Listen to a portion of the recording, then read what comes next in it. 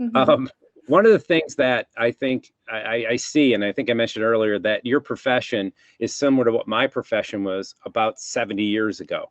You know, Mm-hmm. it was a snail's pace. And some of it, for us, it was public opinion at a grassroots level that really got people fed up and said, you know, why can't somebody practice as a chiropractor? It's look at the education, you know, and the state slowly loosened up. Mm-hmm. Laws were passed. When I first moved back here, they had just passed a nutrition bill for chiropractors, which meant I could tell somebody to take a vitamin. Before that, it was illegal. Mm-hmm. Somebody could go to a chain store like GNC, ask somebody behind the counter, what's a good remedy for sleep? And that person with zero training is allowed to say melatonin. I heard Mm-hmm. that was good. And that was it.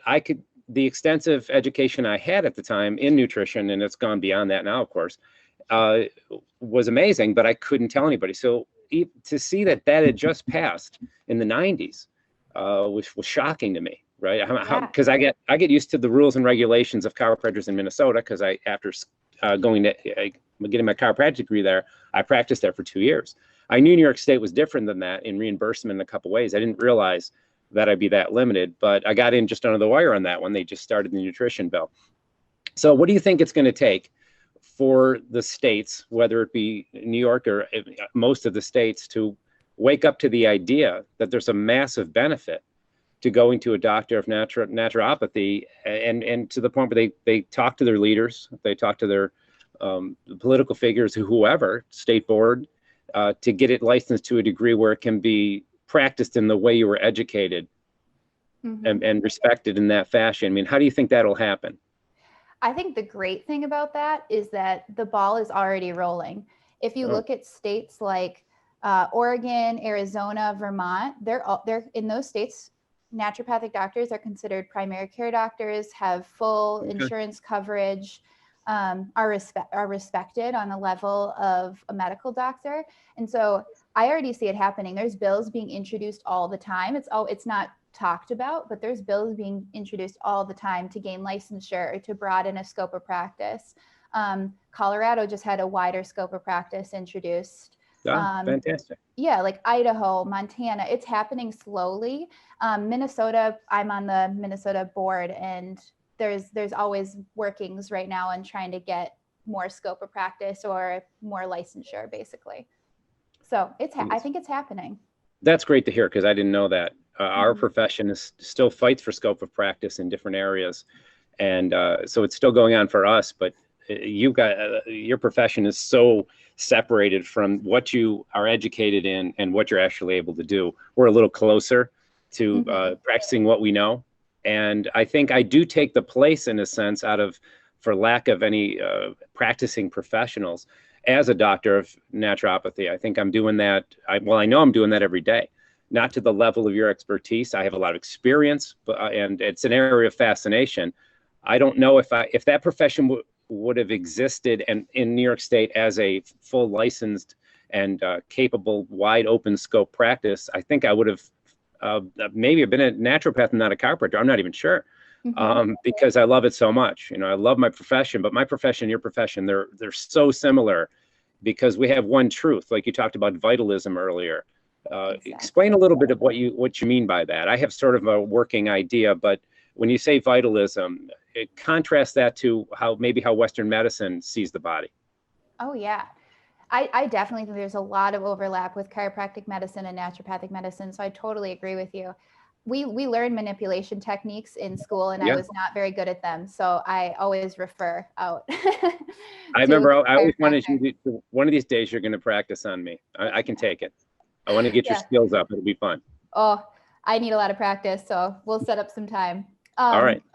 But vitalism to me is basically, it means if we give the body the right tool and the right guidance, and we take away the obstacles to health, the body can heal itself. It's so innately intelligent that it doesn't need a lot of intervention a lot of the time. It just needs us to remove the obstacles to health in order to Yes. heal.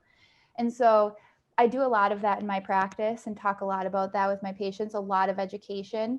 So I that's how I see vitalism, as a very basic sense. But even further, like naturopathic medicine is all about using the healing power of nature to do that, identifying and treating the cause, treating the whole person and not just individual organ systems or symptoms that people come in with. I try to connect this big picture and get to that root cause and help people with that. And I do a lot of education too, because I don't want to be I'm not the person that heals people. Your body heals you. So I just provide guidance and information. So I'm the gatekeeper to that, which I don't always love, but I'm here to provide all this information, and you're going to do all the work. Your body's going to do the work. And I keep reminding patients that, because empowerment is the best healing tool.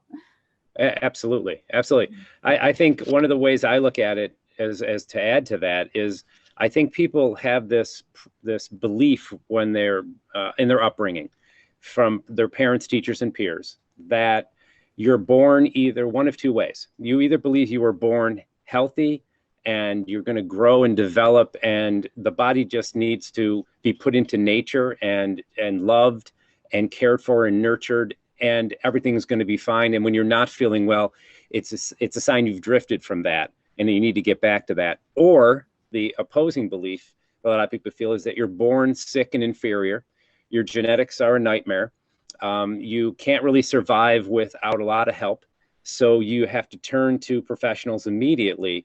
And then you think about, from immunizations to antibiotics to surgeries to over-the-counter medication, all these things that, are necessary at times, but they have with them this belief that if you don't do this, you're going to be sick and you're not going to make it. And my belief is that I was born healthy. And even though I was a very sickly kid, I was born healthy, but I was put in an environment that was not very healthy. And I slowly became sicker and sicker and sicker. And I won't bore you with the story. I've told it on another podcast. But it was, similar to some of the stories of your past. I think some of the best healers and some of the people most involved in the healing arts come from a background of some unhealthy situations, whether it be emotional or physical.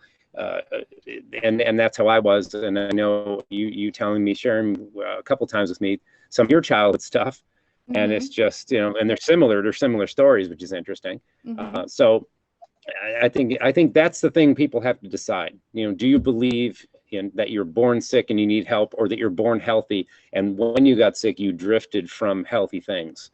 And you don't have to believe either one, but you should at least investigate the idea that you might be existing in one of those beliefs, and you might want to investigate the other side, to see what's available for you. Exactly. Right. Exactly. And I think we both know that it's nature and nurture that create who we are. And I totally agree with that as well, that like we are meant to thrive as people. And so there's our body wants to do that. It wants to help us. It's not trying to fight against us. Even symptoms are your body's trying to show you what's wrong in order to correct it. And so it's all around that kind of it's just a paradigm difference. Right. And I think one of the things that you and I were talking about one time is the use of ice when you're acutely injured, and what is the value of inflammation. And that was really an interesting thing you brought up, because I was raised that people used heater ice, and they didn't know what to do. And we discovered, and I always felt that ice works so much better in moderation, used at the right time and in the right amount. And you had one time said that there's a current belief coming through that inflammation has a value. I think of it as a, sort of a buzzword of you're falling apart, and, that's why your sinuses hurt. That's why you're insane, because you're swelling, your whole body's inflammation over and over again till you're just sick of the word. And so bringing that down was always good. But in acute injuries, it's the body doing something natural. So how much should we get in the way of the body trying to do something that it may have some value to?